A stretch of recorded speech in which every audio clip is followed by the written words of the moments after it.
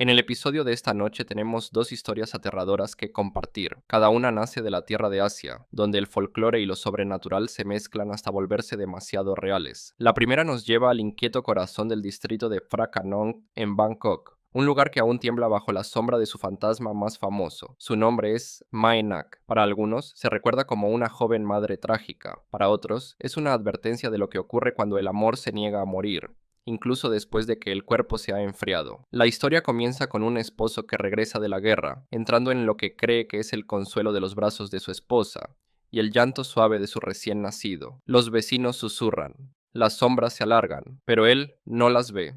Para él, el hogar vuelve a sentirse vivo. ¿Y si las personas que más amabas, aquellas que creías que te esperaban fielmente, ya no pertenecieran al mundo de los vivos? ¿Y si cada abrazo, cada palabra, cada sonrisa no fuera más que una mentira espectral? Esta es la historia de Mae Nak Phra Kraong, un relato de amor extendido más allá de la tumba, un relato de devoción retorcida en terror, y un acecho tan poderoso que se niega a permanecer enterrado. La historia comienza en Bangkok, en el antiguo distrito de Phra Kraong, donde las calles parecen cargar con algo más que el peso del tiempo. El aire es espeso por la humedad, pero más pesado aún por la memoria, como si cada esquina escondiera un susurro, cada callejón ocultara una plegaria pronunciada hace mucho. La gente atraviesa el distrito como si alguien los estuviera mirando. Evitan el contacto visual con el santuario que aún permanece allí, con ofrendas de incienso y flores dejadas por quienes conocen demasiado bien la historia. La protagonista aquí no es simplemente un fantasma, fue una mujer llamada Nak, una joven esposa, hermosa y profundamente devota de su marido, Mak. Su historia debería haber sido sencilla, un cuento de amor y familia, pero el destino fue despiadado. Mak fue enviado a la guerra, obligado a dejar a Nak atrás, embarazada y sola. El sonido de batallas lejanas reemplazaría su voz, y el llanto de un niño reemplazaría la de ella. Pero antes de que Mak pudiera regresar, ocurrió la tragedia. Nak murió durante el parto y, con ella, se cortó el frágil hilo de la vida normal. Y, aún así, aquí no termina la historia, porque cuando Mak por fin volvió a casa, no encontró una casa cubierta de luto, no encontró vacío, ni silencio. Encontró a Nak esperándolo, sonriendo, dándole la bienvenida al calor del hogar. A su lado estaba su recién nacido, vivo, frágil, llorando suavemente en la noche. Para Mak era como si nada hubiese cambiado, como si los mismos dioses hubieran perdonado a su familia. Creyó que le habían devuelto la vida que la guerra había intentado arrebatarle. Los vecinos sabían otra cosa. Se susurraban advertencias. Lo que él veía ya no era su esposa, ni su hijo. Hablaban de muerte, de sombras, del funeral que ya había tenido lugar mientras él estaba lejos. Pero Max se negó a creerlos. ¿Cómo podría? Cuando miraba a los ojos de Nak veía vida, devoción, el amor al que se había aferrado en cada batalla. Cuando ella hablaba, su voz era la misma de antes, cálida y tierna. Cuando lo abrazaba, su tacto se sentía real. Aún así, una sensación de inquietud se cernía sobre la casa. Los animales la evitaban, los vecinos dejaron de visitar. El hogar, antes lleno de vida, se volvió un islote oscuro en medio de la aldea. Y aunque Mac lo ignoraba, la gente veía la verdad. Nak ya no estaba viva, había regresado como otra cosa. Aquí la historia empieza a retorcerse. ¿Fue el regreso de Nak una bendición o una maldición? ¿Era un espíritu que se aferraba desesperadamente al amor, o algo mucho más oscuro, alimentado por la rabia ante el destino cruel que la arrancó de su marido y su hijo? Una cosa era segura, el distrito de Phra Kraong se había convertido en su dominio, y cualquiera que se atreviera a intervenir enfrentaría su ira. Este es el escenario de lo que viene después, una casa que desde fuera parece viva, pero por dentro está llena de algo antinatural, un esposo cegado por el amor, una esposa que no debería existir, y una comunidad atrapada entre la compasión y el terror, rezando para que la verdad no los destruyera a todos, porque cuanto más tiempo permanecía Mac con Nak, más fuerte se volvía su dominio. Y pronto ocurriría algo que rasgaría el velo de la ilusión por completo. Al principio, la vida en la pequeña casa de madera parecía casi ordinaria. Mac regresaba cada tarde al resplandor familiar de una lámpara de aceite, al suave susurro de Nak preparando la comida, al llanto tenue del bebé de fondo. Tras los horrores de la guerra, esa paz se sentía como salvación. Era como haber regresado a un sueño que temía perdido para siempre. Pero para quienes miraban desde fuera, ese sueño ya era una pesadilla en marcha. Las primeras señales de inquietud no vinieron de Nak, sino de los aldeanos que ya no soportaban el peso de lo que sabían. Habían acudido a su funeral, habían visto el cuerpo descender a la tierra, envuelto en tela blanca y bendecido por monjes. Para ellos, cada sonrisa de Nak era una ilusión cruel, cada paso suyo una violación del orden natural. Los susurros se propagaron por Phra-Kanong. Se les dijo a los niños que no jugaran cerca de la casa. Las madres apartaban a sus hijos cuando Mac se acercaba, sujetándolos con fuerza como si su sola presencia pudiera invitar a la muerte. Mac notó la distancia, la forma en que los vecinos apartaban la mirada en el mercado o se negaban a cruzar sus ojos con los suyos. Al principio pensó que era lástima, o quizás resentimiento por haber sobrevivido cuando otros no volvieron del campo de batalla. Pero cuanto más sucedía, más sentía algo más frío, más cercano al miedo. Cuando les preguntaba directamente, solo negaban con la cabeza y se apresuraban a irse, murmurando oraciones. Una tarde, una vecina anciana encontró el valor para hablar. Se acercó a Mac fuera de su casa, con los ojos nerviosos mirando hacia la puerta donde Nak sonreía, arrullando al bebé en sus brazos. La vieja susurró apresurada: «Esa no es tu esposa. Debes irte antes de que sea demasiado tarde». Su voz temblaba, sus manos aferradas a las cuentas de su collar. El corazón de Max se encogió. Quiso descartarlo, reírse de la idea. Sin embargo, el miedo de la anciana era demasiado crudo para ignorarlo. Se volvió a mirar a Nak, serena en el umbral, su rostro bañado por la luz dorada de la lámpara. Para él, estaba tan viva como siempre. Su belleza intacta, su devoción igual. Forzó una sonrisa y le dijo a la anciana que se equivocaba, pero sus palabras se le quedaron rondando mucho después. Esa noche, Mac yacía despierto al lado de Nak. La habitación estaba en silencio, salvo por el crujido ocasional de las vigas y el quejido tenue del bebé. Se dijo que la advertencia era pura superstición, la paranoia de una anciana demasiado cerca de la muerte, y aún así, al girarse, creyó ver algo en la esquina, una sombra que no se movía con el parpadeo de la luz, una forma más alta, más oscura, estirada de manera antinatural sobre la pared. Parpadeó y desapareció. Pasaron los días y más vecinos empezaron a mantener las distancias. Algunos incluso dejaron ofrendas en el borde de la propiedad de Mac. No para él, sino como protección contra lo que creían que habitaba dentro. Arroz, incienso y flores. Amuletos para apaciguar espíritus inquietos. Max se enfureció por el insulto, exigiendo saber por qué trataban a su esposa con tal falta de respeto. Nadie respondió.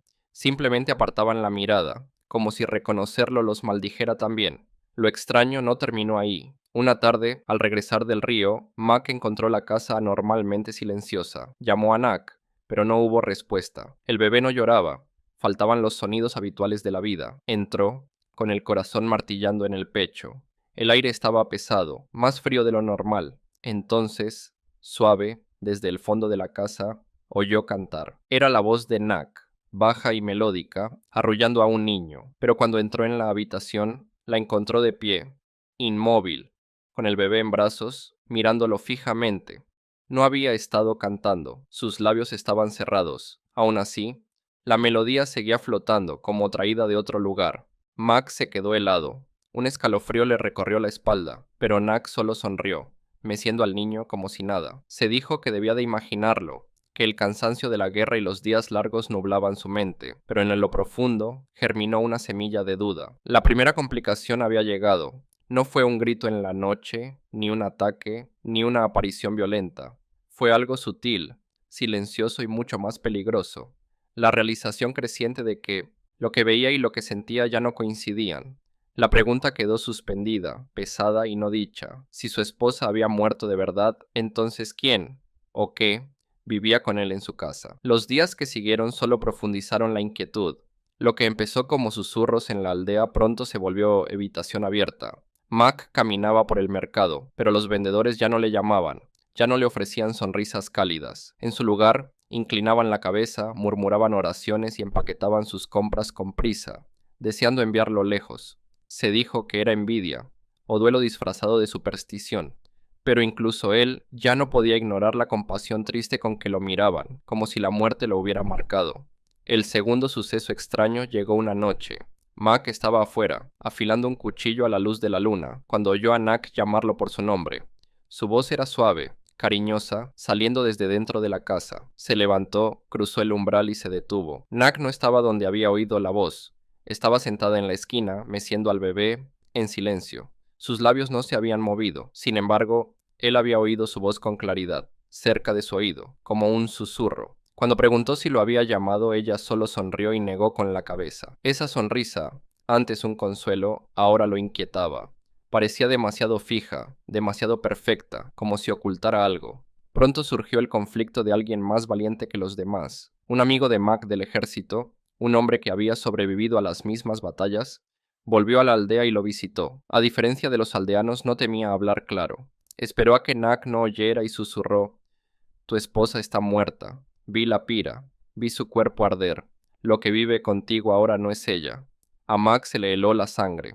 Quiso golpear a su amigo, silenciarlo, pero las palabras se clavaron hondo. Recordó la sombra en la habitación, la canción sin voz, los susurros de los vecinos. La semilla de la duda se volvió punzante. Aún así, cuando Nack volvió, Max se aferró a su mano, como si al sostenerla pudiera retener la verdad que quería creer. Su amigo se marchó rápido, murmurando que Mac estaba ciego, que el amor lo había encadenado a algo peligroso. La pista final llegó una tarde, mínima pero decisiva. Nack cocinaba, tarareando, cuando la cucharón se le cayó al suelo. Sin vacilar se agachó para recogerlo, pero su brazo se extendió demasiado, antinaturalmente, alargándose como en una pesadilla. El corazón de Mac casi se detuvo al verlo llegar más allá de lo que permite un cuerpo humano, la mano delicada recogiendo el cucharón antes de retraerse como si nada. Ella se volvió, sonriendo, y se lo tendió. ¿Ves? Está bien, dijo con dulzura. Su voz era cálida, casi inocente. Pero Mac no pudo sacarse de la cabeza ese alcance imposible, la forma en que su cuerpo traicionó la verdad. La casa ya no se sentía como un hogar. Cada sonido lo tensaba, cada sonrisa lo hacía dudar. Aún la amaba. ¿Cómo no? Pero ese amor estaba envenenado por el pavor. ¿Era su esposa, aferrándose desde más allá de la tumba? ¿O era otra cosa, usando su rostro y alimentándose de su devoción? Los aldeanos observaban a distancia, sabiendo lo que él se negaba a admitir. Algo antinatural crecía más fuerte en la casa de Fra Canong. Y pronto, ya no podría ocultarse. Mac ya no pudo ignorar el temor que se le enroscaba dentro como una cuerda que se tensa. Cada momento en la casa era como estar al borde de un acantilado, el suelo desmoronándose grano a grano. Fingió normalidad, pero el peso de las miradas, la advertencia del amigo y los movimientos extraños de Nack lo roían hasta quitarle el sueño. Una noche, tras horas acostado junto a ella, Mac oyó un sonido, primero tenue, como tela arrastrándose por el suelo, luego más pesado, más cercano, resonando en las tablas. Giró la cabeza, con el corazón martillando, y encontró a Nack dormida, o fingiendo estarlo. Tenía los ojos cerrados, la respiración pareja. Pero el sonido continuaba, rodeando la casa como algo que se arrastraba tras las paredes. Se incorporó tenso, y entonces se detuvo. El silencio que siguió fue peor que el ruido. Al día siguiente la casa pareció encogerse sobre él. Salió a tomar aire y lo detuvo otro aldeano, esta vez un joven monje, recién afeitada la cabeza, la túnica pegada a su cuerpo delgado. La voz le temblaba, pero habló. Vives con una muerta. Por favor, vete antes de que ella te lleve también. Le puso en la mano un pequeño talismán, un hilo sagrado con oraciones. Max se quedó inmóvil, las palabras resonando. Cuando volvió la mirada hacia su casa, Nack lo observaba desde la ventana. Su sonrisa era suave, pero sus ojos brillaron de un modo que le heló la sangre. Esa tarde, la verdad comenzó a salir a rastras. Mac llegó a casa y la encontró inusualmente oscura, la lámpara a punto de apagarse. Nack estaba dentro con el bebé, tarareando un arrullo que hacía vibrar el aire, cada nota cargada de algo innombrable. Encendió la lámpara, pero la llama parpadeó violentamente, como resistiéndose, como si el aire mismo no quisiera luz. Mac decidió entonces que debía saber. No podía seguir suspendido entre el amor y el terror. Esperó a que Nack diera la espalda y salió sigilosamente de la habitación. Las tablas crujían bajo sus pasos. El talismán del monje le apretaba la muñeca. Fue entonces cuando lo vio. A través de las rendijas de las tablas, con la tenue luz de la luna, vislumbró algo que destrozó la ilusión para siempre. Nack amamantaba al bebé, pero el niño no proyectaba sombra. El cuerpo de ella se inclinaba de manera antinatural, el brazo otra vez extendiéndose demasiado, doblándose en formas imposibles. Y luego giró apenas el rostro, lo suficiente para que él le viera los ojos atrapando la luz. Ya no eran los ojos cálidos y dulces que recordaba. Brillaban oscuros, sin fondo, como pozos, que conducían solo a la muerte. Mac retrocedió, las tablas quejándose. La cabeza de Nak se volvió hacia el sonido. Por un instante su rostro volvió a suavizarse, como la mujer que él amaba. Luego, su boca se estiró en una sonrisa demasiado amplia, demasiado afilada, una sonrisa que no debía llevar piel humana. Mac, susurró, su voz baja y resonante, como si muchas bocas hablaran a la vez. ¿A dónde vas? Corrió. Su cuerpo se movió antes de pensar, las piernas llevándolo a la puerta. Detrás oyó el crujido de la madera al levantarse Nak, sus pasos pesados, arrastrados e increíblemente rápidos. El llanto del bebé se mezcló con el estrépito, un chillido que cortó la noche. Mac irrumpió fuera de la casa, corriendo por el sendero de tierra, con el corazón golpeándole las costillas. La noche estaba viva, su respiración rota, los golpes de sus pies y detrás, la persecución implacable de algo ya sin límites humanos. No se atrevió a mirar atrás, pero lo sentía. El peso de su presencia clavado en su espalda, el aire frío pasando como si la muerte misma lo persiguiera. Cuando por fin miró solo una vez, se le heló la sangre. Nak estaba allí, moviéndose de manera antinatural, con el cabello negro volando, las extremidades retorciéndose al alcanzarlo. Su brazo volvió a estirarse. Imposible. Arañando el aire, los dedos a centímetros de su hombro. Mac tropezó y casi cayó, pero recuperó el equilibrio. Corrió hacia el río, desesperado, creyendo a medias que el agua podría protegerlo. Los aldeanos que lo vieron aquella noche nunca lo olvidaron. Un hombre atravesando los campos de terror, perseguido por una figura cuyo cuerpo se movía como humo y sombra, una forma de mujer distorsionada por el duelo y la rabia. La persecución no terminó al cruzar el río. Ella lo siguió, sus gritos resonando sobre el agua, su voz suplicante y maldita a la vez. Mac, no me dejes. Quédate conmigo para siempre. Entonces Mac supo la verdad.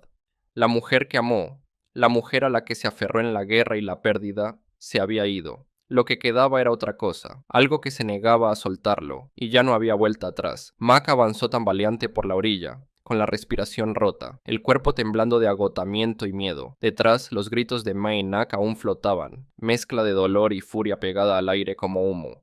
Ya no se atrevía a mirar, ni a esperar que lo seguía fuera la mujer que amó. La persecución le había arrancado la negación. Lo que había en aquella casa, lo que acunó a ese niño y sonrió con labios demasiado amplios. No era Nak.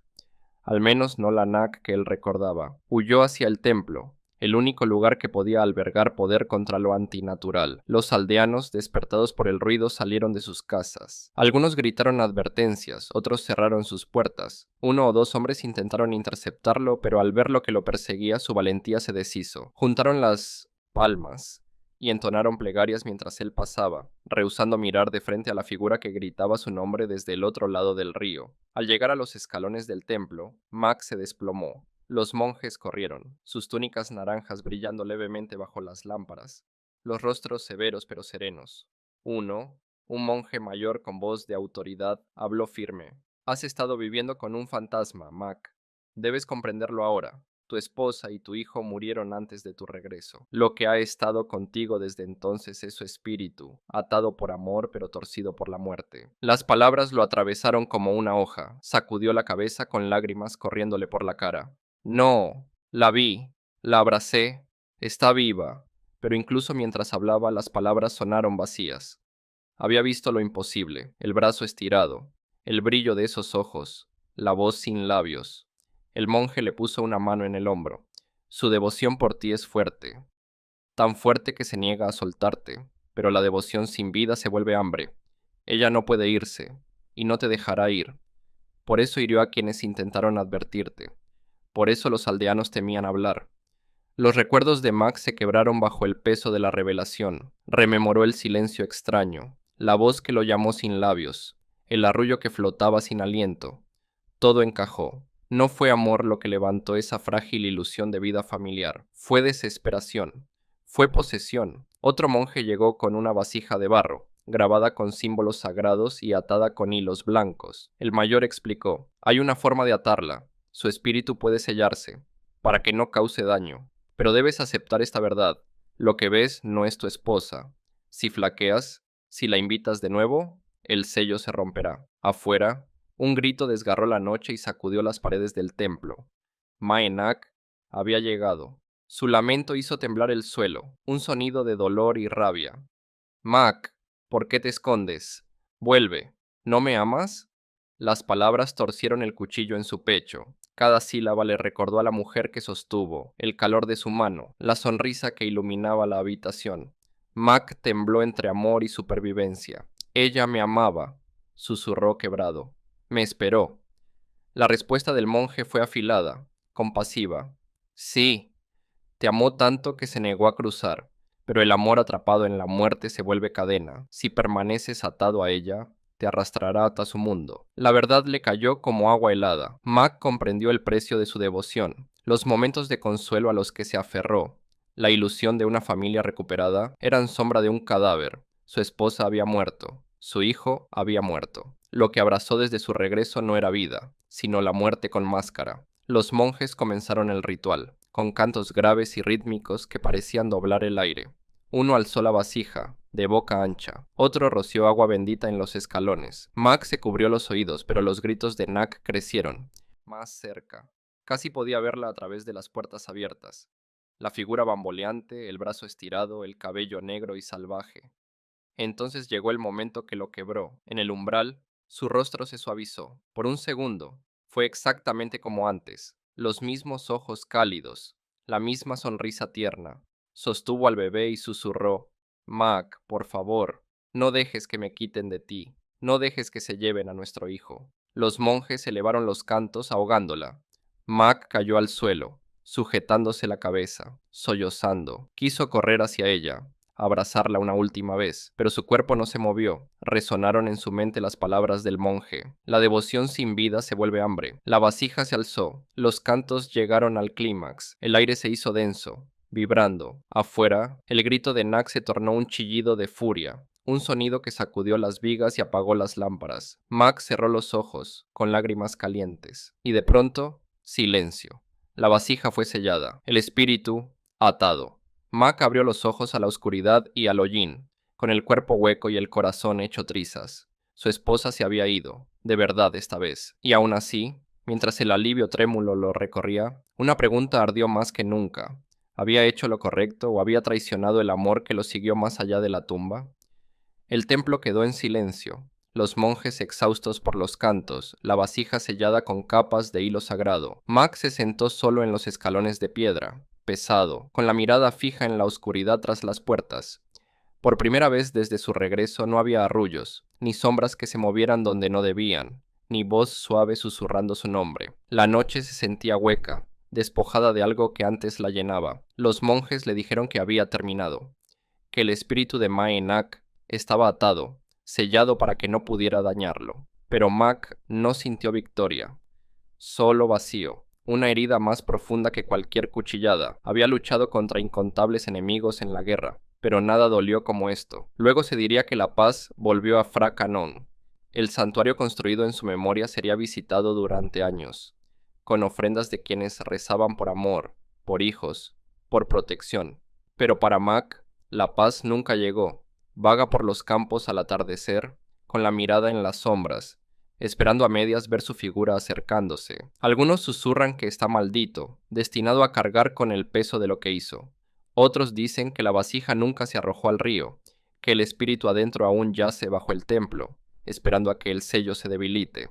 Y en ciertas noches, cuando el río está quieto y el aire cuelga pesado, los lugareños aseguran oír su voz llamando débilmente sobre el agua, el llanto de una mujer, lleno de devoción y desesperación a la vez. Mac, no me dejes, sea memoria, imaginación o el eco de un amor demasiado fuerte para morir, nadie se atreve a responder, porque todos en Phra Canon saben una cosa: Mae Nak se ha ido, pero nunca se ha marchado del todo. La historia de Mae Nak muestra cómo el amor puede volverse un acecho tan poderoso que se niega a soltar.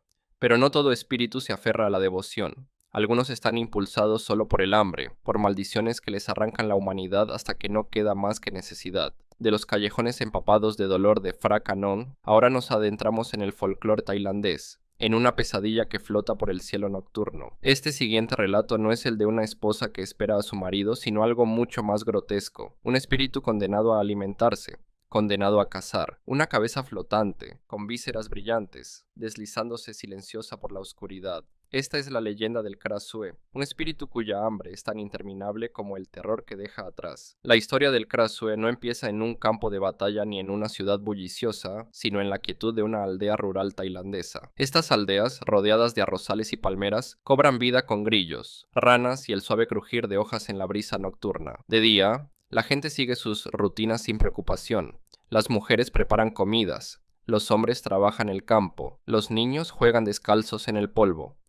Pero cuando el sol cae y el cielo se vuelve añil profundo, se extiende una inquietud. Las puertas se cierran temprano, las ventanas se atrancan y el silencio de la noche se vuelve pesado. Es en ese silencio donde la leyenda del Krasue toma su lugar. La protagonista no es un marido ni una viuda afligida, sino una mujer con un terrible secreto. A la luz del día no se distingue de las demás. Cabello recogido, rostro sereno, cuerpo que se mueve con gracia entre los vecinos. Puede cocinar, reír, chismear y rezar como todas. Nadie sospecha su maldición, o si lo hacen lo susurran lejos de su casa, porque de noche cambia. La cabeza de la mujer se separa del cuerpo, arrastrando vísceras sangrantes y luminosas mientras flota en busca de carne que devorar. Algunos dicen que fue una joven que practicó magia negra y perdió el control. Otros, que es un castigo de una vida pasada, pecados que se hundieron tan hondo que la siguieron al renacer. Sea cual sea el origen, la maldición es inescapable. Cada noche, al caer la oscuridad, el hambre la consume. Ya no es ella. Se convierte en el Krasue. La aldea es tan protagonista como la mujer. La vida aquí es frágil, dependiente de las cosechas, el ganado y los nacimientos. Y son precisamente esas cosas, los recién nacidos, las embarazadas, las gallinas, los cerdos, lo que el Krasue más codicia. Corren historias de bebés nacidos sin vida, de animales hallados al amanecer con la garganta abierta, de rastros de sangre brillando bajo la luna. Nadie admite verla de frente, pero todos saben cuándo ha pasado. Las señales son imposibles de ignorar. Los aldeanos intentan protegerse con ramas espinosas y cercas con puntas, tejiendo barreras y osos alrededor de sus casas con la esperanza de que sus vísceras colgantes se enganchen, la frenen, la atrapen hasta que amanezca. Susurran oraciones al cerrar, aferrando amuletos bendecidos por monjes, pero estas defensas se sienten frágiles, temporales, como intentar detener la marea con un palo. Porque el Krasue es implacable. Ninguna pared, amuleto u oración parece suficiente. El tono del relato se oscurece cada noche. Lo que empieza como un ritmo aldeano, comidas, faroles encendidos, niños arropados, se retuerce en un ciclo de miedo.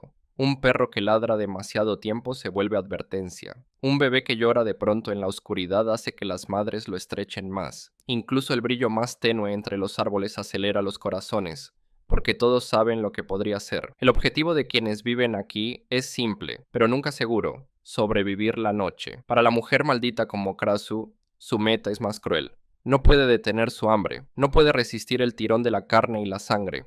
Cada noche no es elección, sino compulsión, arrancándola de la vida humana que intenta mantener de día y llevándola a la pesadilla que la define de noche. Este es el escenario donde la leyenda respira, donde lo ordinario choca con lo grotesco. Una aldea que duerme con inquietud, una mujer maldita que se convierte en monstruo y un hambre que ninguna muralla ni oración puede silenciar. El escenario está preparado para el horror. Cuando el sol se esconde y los faroles se apagan, la aldea ya no pertenece a los vivos, sino al Krasue. Al principio la aldea guardó sus miedos tras puertas cerradas. De día la mujer era lo bastante normal. Reía con los vecinos, intercambiaba comida en el mercado, se unía a las demás en las tareas. Si había sospecha en sus ojos, la ocultaban bien, porque nadie se atrevía a confrontarla. Acusar a alguien de ser Krasue era peligroso, no solo para la acusada, sino para quien hablaba. Si los rumores eran ciertos, enfurecerla significaba invitar su ira al caer el sol. La primera complicación empezó en silencio, con animales. Una mañana, un granjero encontró sus gallinas desparramadas por el patio, plumas empapadas de sangre, cuerpos abiertos de un modo que ningún animal salvaje lograría. Primero culpó a perros callejeros, pero cuando ocurrió otra vez la noche siguiente y otra más, su miedo creció. Los aldeanos empezaron a murmurar sobre el Krasue, sobre vísceras brillantes cerca de los gallineros. Nadie lo decía en su presencia, en cambio, la evitaban y ponían excusas para no cruzarse con ella tras el atardecer. La inquietud se agudizó cuando un recién nacido cayó enfermo. Había sido sano las primeras semanas, pero de pronto su cuerpo se debilitó. Su llanto se volvió apenas un quejido. La madre juró haber visto algo fuera de su ventana una noche, un resplandor tenue, como luciérnagas, pero más brillante, más rojo, palpitando como sangre. Al correr a ver al bebé, lo encontró con la piel húmeda, los labios pálidos, como si algo le hubiera drenado la vida. Los susurros aumentaron. Las madres envolvieron a sus bebés con capas de tela, pusieron ramas espinosas en las ventanas para mantener afuera algo, a alguien. Se ató el ganado más cerca, junto a las puertas, para vigilarlo. Y aún así, cada amanecer traía sangre, luces extrañas o sonidos en la oscuridad. La mujer empezó a notar el cambio. Donde antes había sonrisas y saludos cálidos, ahora las palabras eran cortas y las miradas cautas.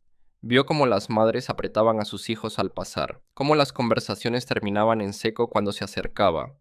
Preguntó qué ocurría, pero nadie se atrevió a responder. Una tarde, al volver del río, vio a un grupo frente a su casa. No la miraban a ella, miraban el suelo, donde un rastro tenue y oscuro manchaba la tierra, sangre, aún fresca, que salía de su puerta hacia los árboles. Cuando preguntó qué hacían, se dispersaron, murmurando oraciones, dejándola sola con el silencio. La primera gran pregunta empezó a roer a todos. ¿La mujer era consciente de lo que pasaba? De día parecía intacta, casi demasiado normal, pero de noche, cuando el aire quedaba inmóvil y las sombras se alargaban sobre los arrozales, se veía el brillo flotando, una luz demasiado brillante y extraña para ser farol. A veces merodeaba las casas de embarazadas, otras, los corrales, y siempre, al amanecer faltaba algo, algo moría, o algo amanecía más débil. Aún no se movieron contra ella, no llamaron a monjes ni la enfrentaron. Pero la inquietud se transformó en miedo sordo, y el miedo tomó forma de certeza. Algo antinatural vivía entre ellos. La mujer también lo sentía.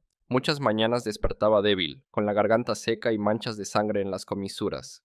Se decía que debían ser sueños, una enfermedad de la mente, pero las manchas en la ropa de cama, los susurros y el recuerdo de luces rojas más allá de la ventana decían otra cosa. La primera complicación había echado raíces. Algo ocurría en la aldea, algo que ya no podía explicarse con animales o mala suerte. El hambre del Krasue empezaba a mostrarse y, aunque nadie lo dijera, todos llevaban la misma pregunta. ¿La mujer que veían de día era de los suyos? ¿O era el monstruo que los cazaba de noche? Las noches se hicieron más densas, como si la oscuridad engordara. Nadie se quedaba fuera al anochecer. Las familias se apiñaban dentro, puertas atrancadas, ramas en las ventanas y oraciones a la luz temblorosa de las lámparas. Aun con todas las defensas, el miedo se colaba como humo. El Krasue tenía hambre, y su hambre no se detenía ante paredes de madera. El segundo suceso extraño llegó cuando una joven de 7 meses empezó a pasar malas noches. Dijo a su esposo que sentía que la observaban, que algo presionaba las paredes en la madrugada, arañando, rodeando su cuarto. Una noche, el esposo se levantó. Al abrir la ventana, vio un resplandor tenue sobre los arrozales. Al principio pensó que era un farol de un viajero, pero se acercó demasiado rápido, flotando sin peso. El resplandor reveló el contorno de un rostro, pálido y separado, vísceras colgando y goteando sangre. Se le cortó la respiración cuando la cabeza se volvió hacia él, con ojos de rojo apagado. Cerró la ventana de golpe, temblando, y su esposa se agarró el vientre, aterrada. Al día siguiente no se lo contaron a nadie, temiendo invocar algo peor, pero el esposo empezó a levantar una cerca con puntas alrededor de la casa, entretejiendo enredaderas espinosas para desgarrar la carne. Cuando le preguntaron por qué, solo dijo que su esposa necesitaba protección. Este acto trajo conflicto. Un aldeano mayor, de temperamento agrio, declaró que era suficiente. Afirmó que la mujer maldita los ponía a todos en peligro, y que su presencia acabaría destruyendo la aldea. Reunió a otros que susurraban lo mismo, instándolos a exigir respuestas. Algunos querían expulsarla, otros llevarla con un monje para purificarla, pero lo sabía también que dudaban. Si era realmente Krasue, su venganza sería insoportable. La tensión fracturó la aldea. Donde antes había armonía, ahora cundían sospechas y discusiones como fuego en hierba seca. Toda desgracia, una vaca enferma, un cultivo marchito, un bebé inquieto, se susurraba hacia la misma fuente, y la mujer en el centro sentía las miradas clavadas en su espalda a cada paso. La advertencia llegó de un monje errante que apareció por azar. Era viejo, con túnica gastada y ojos afilados por el peso del saber. Al oír sobre las luces nocturnas, se volvió solemne. «Esta maldición es antigua», dijo. «No termina fácilmente. El Krasue camina por hambre, y el hambre no atiende razones. Si quieren sobrevivir, manténganla afuera. Pinchos, espinas, oraciones. Esas son sus murallas. Pero sepan esto, si pone sus ojos en ustedes, Ninguna cerca los salvará. Los aldeanos escucharon pálidos, sus palabras no los calmaron, solo confirmaron lo temido. Esa noche, cada casa añadió más ramas, más puntas, más rezos. La aldea se convirtió en una fortaleza de supersticiones desesperadas, y aún así, se veía el resplandor moviéndose en los campos. Aún así, aparecía el ganado destrozado. Aún así, los bebés despertaban con arañazos inexplicables. La tensión escaló hasta lo insoportable. Cada noche era una moneda al aire entre sobrevivir y ser presa, y la mujer que veían de día, la que sonreía y saludaba, era, para todos, una máscara sobre algo inhumano. Todavía no actuaban contra ella, pero el aire vibraba con una pregunta. ¿Cuánto faltaba para que el hambre del Krasue se volviera contra todos? La noche en que la aldea ya no pudo negar la verdad empezó como cualquiera, quieta, asfixiante. El cielo un terciopelo negro con estrellas pesadas. Las familias se encerraron temprano, las lámparas titilando contra la madera. El aire olía a incienso y tierra, húmeda, pero debajo flotaba algo más afilado, metálico, como hierro en la lengua. La mujer, la que de día vivía como las demás, se acostó como siempre. Eso asumieron, pero un hombre, el mismo granjero de las gallinas, estaba demasiado inquieto para dormir. Se sentó junto a la ventana, empuñando una lanza de madera con punta de hierro. Su esposa le rogó que no mirara, que no atrajera la atención del espíritu. No pudo resistir. Tenía que saber. Cerca de medianoche lo vio. Un resplandor leve, flotando bajo sobre los arrozales. Latía rojo, como un farol portado por manos invisibles. Pero al acercarse su respiración se volvió corta. No era un farol. La luz reveló una cabeza de mujer, con ojos hambrientos, el cabello flotando como en el agua. Bajo el cuello colgaban las vísceras, brillantes y resbaladizas, goteando sangre que chisporroteaba al tocar el suelo. El granjero se quedó rígido. Quiso gritar, pero se le atascó la voz. La cabeza flotante se deslizó hacia la aldea, con los ojos buscando. Se detuvo junto a una casa, la de la embarazada. Se acercó a la ventana, presionando contra las enredaderas espinosas.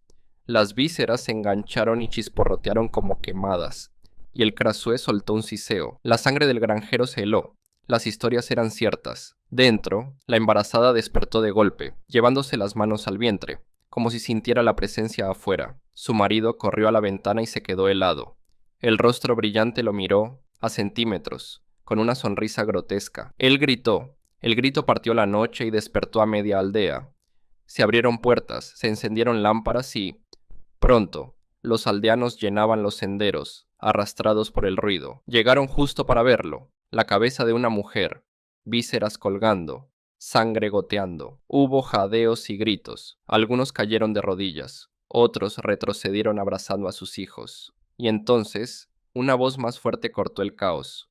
Desde el fondo, el aldeano airado, el que llevaba semanas exigiendo respuestas, señaló a la figura y gritó: «Es ella. De día vive entre nosotros, pero de noche es este monstruo». Las miradas se volvieron con horror. La acusación, antes susurrada, ahora tenía rostro, innegable. La mujer a la que habían sonreído, con quien habían compartido comida y plegarias, era la que flotaba allí, con las vísceras enredadas en la cerca. La cabeza tiró hacia atrás y siseó, con las vísceras ardiendo más, el rostro torcido, los ojos en rojo. Los aldeanos chillaron y se dispersaron. Algunos huyeron. Otros tomaron lo que fuera como armas. El cuerpo de la mujer, dejado atrás en su casa, yacía quieto, con los ojos cerrados, como en sueño profundo. Quienes se atrevieron a mirar por la ventana lo vieron, y su confusión creció.